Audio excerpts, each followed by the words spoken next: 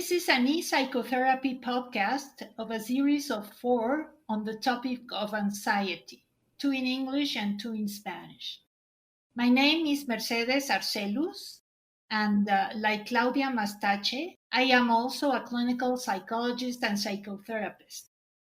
We'll continue having a conversation with Daniel Hankiewicz, our generous friend, who shared with us some of his knowledge and experiences about anxiety. Today, we are going to continue this conversation and deepen our understanding about this inner state most of us have experienced in some way. How are you doing today, Daniel? I'm doing very well, Mercedes, and thank you again so much for having me. It was a pleasure to be on last time with Claudia. Uh, as a podcast host myself, I can say that some of the most interesting conversation happens off stage, so to speak, and some of the things we were talking about before we started recording were very fun and very entertaining. And I always say that it's a shame that we can't give the listeners the full unedited version of what we talk about before we start recording because uh, it was quite fun and I enjoyed our discussion. But it's good to be with you, good to be back, and I'm very happy to help in any way I can. It's a pleasure to be a part of this series. Before I start, I want to thank you for your personal testimony. I consider many people could benefit from it, so thanks again.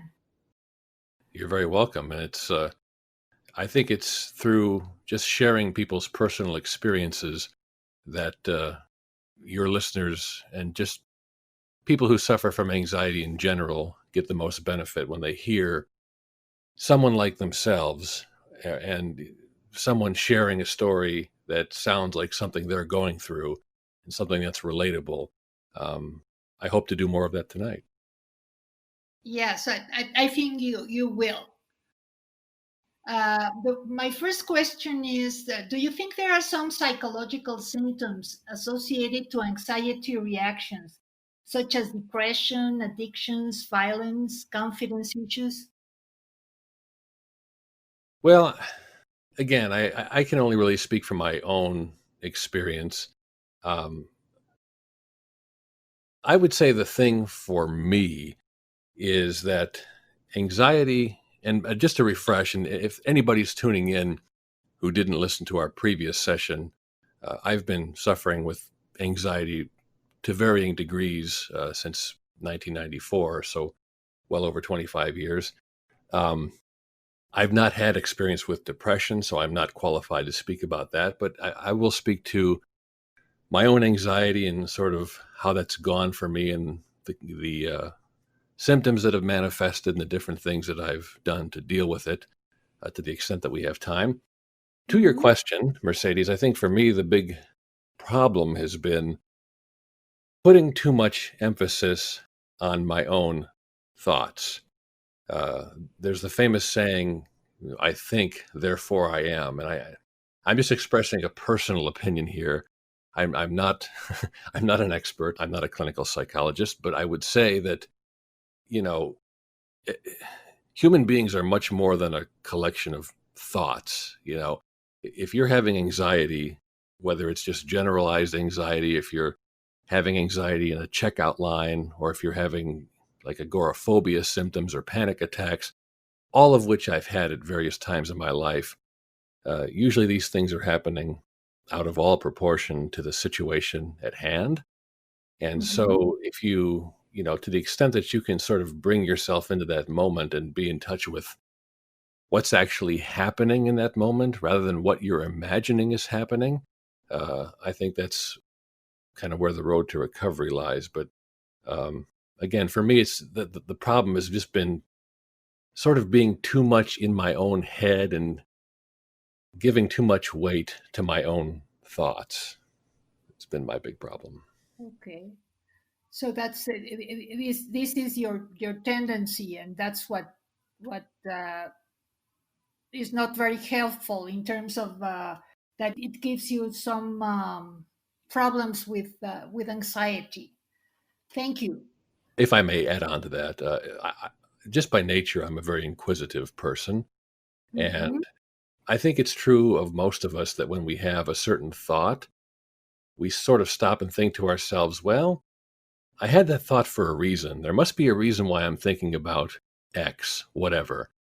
Even if Uh-huh. it's standing in line at the grocery store or, any anxiety producing moment, we want to give weight to that thought. We want to say, well, this can't just be happening randomly. There's got to be something there. And so, in my case, and I think probably for a lot of people, there's just a tendency, a desire to want to explore that thought, to want to understand why it's happening. Why am I thinking about this? Why is my heart beating so fast? Why am I breathing so shallowly? Why are these things happening? And, maybe we'll get into this a little bit more tonight deeper, but uh, these are just physical manifestations. And I think to the extent that you can just kind of learn to, I don't want to say let them go. I don't want to be flippant about it, but to the extent that you can live with them and not assign so much credence and importance to them, I think that's a big, big step in the right direction. Some people have thought that depression has to do with the past, whereas anxiety has to do with the future. What are your thoughts on this? Well, that's a very good question. I actually think that for me, anxiety has to do with a misinterpretation of the present moment. And this dovetails with what I was saying earlier. Uh, it can be a completely beautiful, peaceful, relaxing day. The sun can be shining. There's no reason to be anxious about anything. And I can be totally, totally consumed and subsumed with anxiety. And just the opposite can be true. It can be a terrible day. It can be snowing. It can be raining.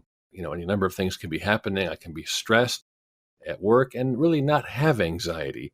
So for me, it's again, I know I'm kind of repeating myself a little here, but it starts with a thought, and it doesn't really matter what the thought is, whether it's situational, whether it's hypothetical, whether it's something anticipatory about the future.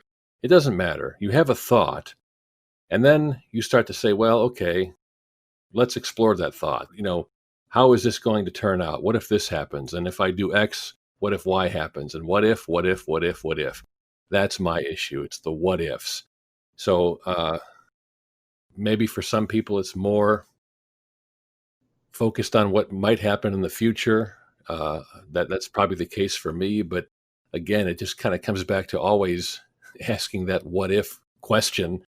And I think when you ask that too much and you try too hard and again, I'm speaking from experience, when I try too hard to examine those thoughts and examine those feelings and try to, we always want to get to the root of things. We always want to, okay, this isn't just happening for no reason. Why is it happening?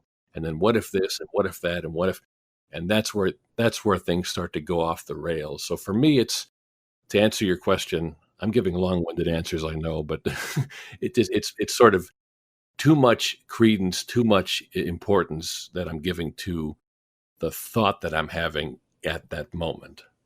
Okay, good. Can you tell us a little bit more how your perception about yourself changed after you started calling anxiety anxiety? Has anxiety changed you as a person? Has it made you stronger, weaker, patient, impatient? Well, that's a very good question. And I think that's something that not a lot of people pay a lot of attention to. I think that one of the things that helps with anxiety is sort of forming a relationship with your own mind Uh huh.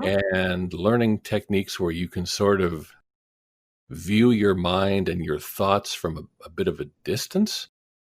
Um, when these things were new for me when I was a youngster, when I was having panic attacks and, a little bit of agoraphobia, and I was afraid to leave the house or afraid to go far and things of that nature. Obviously, you don't quite know what's happening and you don't know why it's happening. Again, that comes back to that inquisitive nature. Well, okay, this is happening. Why is it happening? It makes no sense. And you kind of get on that hamster wheel, and it's just an endless loop of irrational thoughts and, attempting to rationalize it and just getting yourself more worked up. But the more you learn and the more I read and the more that I went to psychotherapy and the more I learned about the condition and myself and the way I react to it, I think that has helped me to sort of put some space, as I say, between me and my thoughts. And in that way, it kind of takes the fangs, takes the, a little bit of the steam out of the anxiety. Doesn't relieve it completely, but just knowing what it is and knowing how it makes you react and just not fighting it and letting it happen and letting it kind of do its thing and run its course, I think is something that is very useful. But that takes practice, and that takes the help of a psychotherapist such as yourself or some kind of counseling, somebody that you can talk to and do that on a one-on-one basis. I mean, there's benefit to be gained from self-help books and programs and things of that nature, but I think that the real benefit, apropos of what I'm speaking, comes from counseling. Okay. Mhm. Okay. Do you think that your anxiety reactions changed your relationship with others in any way, like in work, family, friends, neighbors? I guess I don't know that it did in a tangible way. Um, I've always been sort of introverted, and you might not know that just by listening to how much I'm talking. People who are introverted tend to give one word answers, and listen to me, I'm blah, blah, blah, blah, blah. Um, I guess the most concrete example I can think of regarding your question is that maybe I didn't engage in as many social activities as I could have once I started having anxiety when I got to thinking about, well, I've got to go to a certain place and it's going to be, there'll be so many people there. And, you just kind of start down that path of always thinking, what if? Mhm. Um, but if we ask the question, have other people noticed it in me? I don't know. Maybe some have, maybe some haven't. I think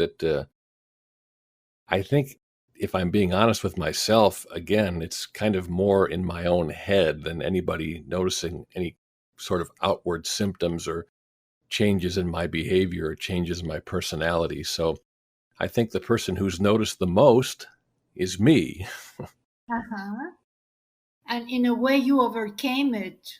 Well, I want to be very careful not to tread on your turf as a professional because I'm an amateur.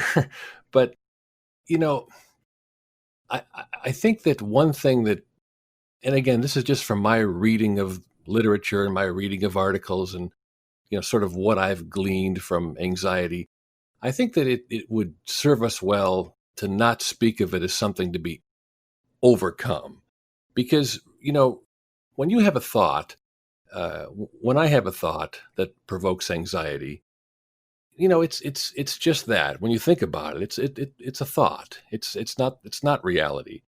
Um, this is something that I've been watching a lot of YouTube videos of a man in India by the name of Sadhguru, and he gives many lectures on anxiety and depression in all areas of life. And people are free to check out his YouTube channel. But one of the things he talks about is that it's just a thought. It's your thought, and you know, are you your thoughts? And if we're just talking about a thought, something that's real, you can't overcome something and you can't conquer something that doesn't exist. And what he talks about in his videos that I was just watching earlier today, he talks about how anxiety and depression have become endemic in our society. And one of the reasons why is because we invent these ghosts and we try to fight them.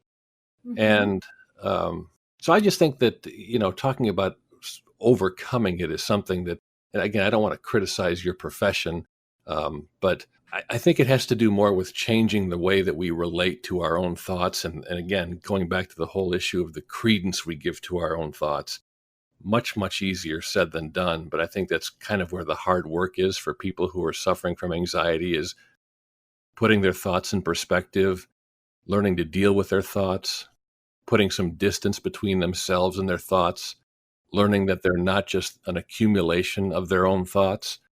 And at the end of the day, realizing that a thought is just a thought. It's no more than that.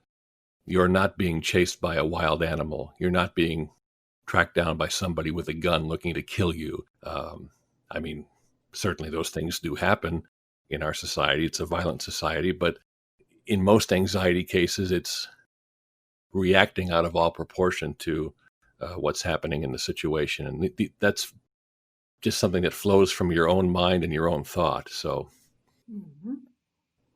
yes, I'm a bit long-winded there, but I hope that was an adequate answer. Yes, yes, it is. And talking about perspective, you have a very good sense of humor. Has your sense of humor had any impact on your anxiety? Well, that's also a very good question. When I have a session like this with someone like yourself or with Claudia, and we talk and we laugh, I think that's very therapeutic. I think that in my particular case, when I'm talking with you in a podcast like this, and I'm hopefully sharing my experience with your listeners, I'm not thinking about irrational thoughts. I'm thinking in my rational brain. And so it's almost impossible to have anxiety in a situation like this. Maybe if I were speaking in front of a large audience, that would be different. That's a different kind of anxiety. But I've always had a very good sense of humor. It's a big part of what keeps me going. And uh, that really hasn't changed throughout my years of anxiety. I think it's good, again, for me to sort of get out of my own head and get out and talk to people and get out and play golf with my friends and have language exchanges and interact with people. The more I do those kinds of things, the less room and less mental energy I expend on thoughts that provoke anxiety. So, yes, for me, humor's been a very good thing in coping with anxiety. Good. Yeah, I would say so. In the previous interview, you mentioned that mindfulness can be a very useful technique to learn to live with anxiety. Could you tell us how mindfulness has helped you personally?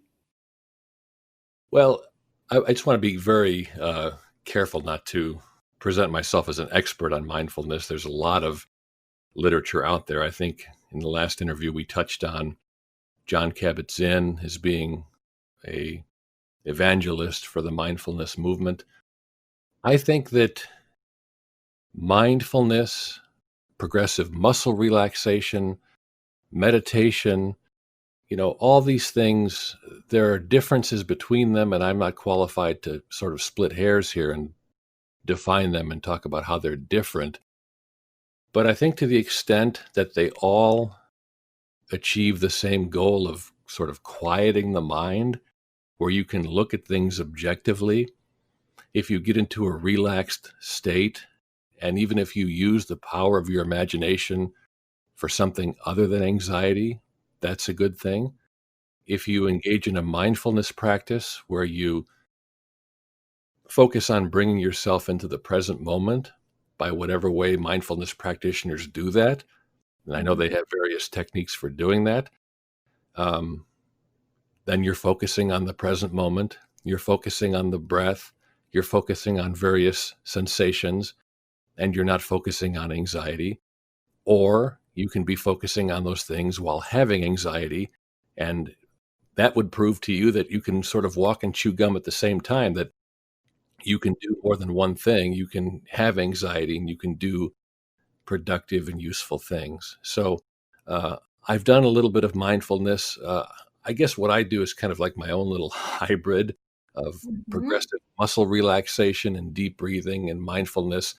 I kind of just I've read about all these different techniques and practices, and I've kind of just thrown them together in one hodgepodge of Dan's therapeutics, so to speak. So I think these things are all very beneficial.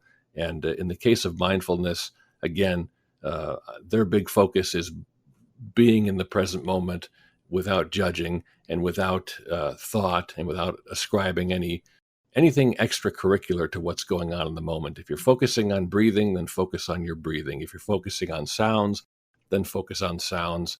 And if your mind drifts away, then you bring it back.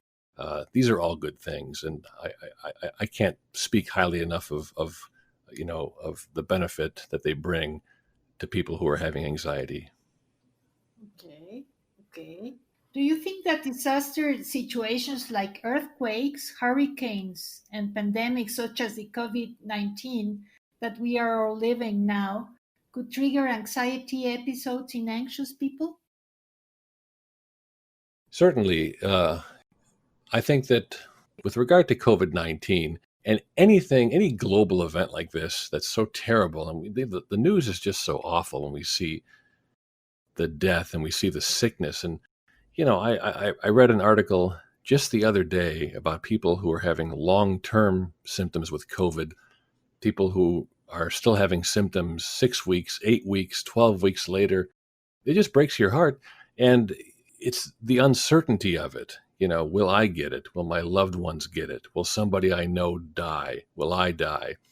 So I think it's in that regard, it's a little different from what I was talking about earlier. You're not trying to rationalize something that's irrational. You're taking something that's very much real, and it's the cause of uncertainty for you. And uh, I don't want to say there's a good anxiety or a bad anxiety. I wouldn't want to describe it that way, but I think in the case of a global pandemic, that's something that's happening and something that could happen to any one of us. And it's very natural to be nervous and to panic. But even so, I think that, you know, putting it in its proper perspective is necessary. Modern medicine doesn't know a lot about it. They're learning more about it every day. Uh, what we do know is that, washing hands and social distancing and good hygiene and these types of things and sheltering in place and not gathering in large crowds, if we can do the things that we know work, um, Mhm. we'll be better off, and we'll be able to deal with it in a more rational manner. Not to say that we can remove anxiety about COVID or about earthquakes or about any natural disaster or any sickness, but if we can stick to the things that we know produce a positive outcome, if we can sort of hang our hat on those things, I think it's an easier process mentally to deal with. Okay, okay. And last question then. What are the ingredients you consider might be helpful in psychotherapy with clients having anxiety? I think the most important thing, and I want to speak to people like myself who have a generalized anxiety, and that's what I was told by my therapist. It's not, I mean, yes, there were parts of different kinds of anxiety, little agoraphobia, and the things I mentioned earlier, social anxiety, but mine is more of a generalized nature. I think that from the client perspective, if you're somebody who hasn't sought help, that's something that you should definitely do. And I happen to believe that, and again, not to minimize the work that you do and the work that Claudia does and that all of your colleagues around the world do. It's very good work and it's very helpful. But I think the biggest benefit to the client, to the patient, comes from speaking. When you take these things out of the deepest, darkest recesses of your mind and you put them on the table, they lose power. There's an old saying that sunlight is the best disinfectant, and I believe that to be true in the case of anxiety in the psychotherapist client relationship. If you can find someone who you trust, who you have a good rapport with, who you feel like you can open up to and share your experience, I think that is where you're going to find the benefit. Not to say that what your therapist tells you won't help you, it certainly will, but just sort of hearing yourself say these things and describe your situation and being honest about your feelings and being honest about your symptoms and saying that these things scare me or they make me feel vulnerable or they make me feel inadequate or not worthy or whatever. Just you have to say these things. You have to get in a situation where you feel comfortable with the person you're meeting with, and you have to say these things and you have to hear yourself saying them. They can't just be empty words. They have to reflect true sentiments. They have to reflect your true feelings. So I think to me, that's the greatest benefit of psychotherapy is that opening up and that dialogue and that process of having that conversation. Yeah, so you have to to maintain a dialogue with a therapist, and you need a therapist who is really a good listener, to listen to what you're saying, and who validates your feelings and what you think about everything. Well, I would just say this, and I know we're getting near the end, so I don't want to go on. I don't want to be long-winded, but uh, I think the best relationship I had with a counselor uh, was one in which I said to her, you know, you're not going to offend me if you tell me something I disagree with. I'm not here to have my own thoughts and my own predispositions and my own sort of crackpot diagnoses validated. I might have an idea that runs completely counter to what you have in mind, but I want to hear what you have to say uh, based upon what I'm telling you. I think if people are so wedded to their own opinions and their own thoughts, then there's no benefit to psychotherapy. They can just look in the mirror and talk. But I think, again, as you say, when you have a rapport with someone who listens, and you have that combination of opening up and being honest about your thoughts and your feelings and your emotions, and you have the person who's a good listener who can then give you honest feedback and give you actionable steps that you can take to improve. I think that's the combination of things that makes psychotherapy so beneficial. Well, Dan, I really want to thank you for all the information you shared with us. You're a very generous person, and I hope that we'll have the opportunity to have more conversations with you. You're very welcome, and I understand we're going to be doing one in Spanish coming up in the hopefully not too distant future. I'm looking forward to that. I'm a little scared about that myself, and hopefully we can practice a little bit. But it's always a pleasure to share my experience. If for no other reason than if there's at least one person out there listening who can hear what I'm saying and in some way relate and feel better that they're not alone, then I've done my job, and I'm very happy to do that. And again, thank you very much, Mercedes, for having me on the podcast. It was a pleasure.